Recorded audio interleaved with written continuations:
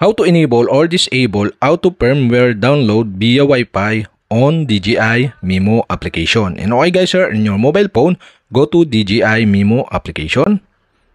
Here in DJI homepage, go to profile on the lower right side on your screen, tap profile. And profile, you can see here the settings. Okay, tap settings. Here in settings and privacy and settings section, you can see here the auto firmware download via Wi-Fi. So to auto firmware download via Wi-Fi, okay, you'll have to do is switch on the switch button on the right side. So download firmware automatically when connected to Wi-Fi.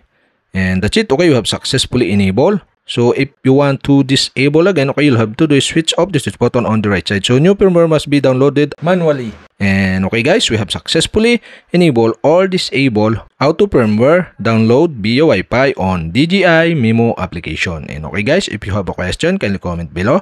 And don't forget to hit the subscribe button and the bell to notify you if I have new video. Okay, thanks for watching.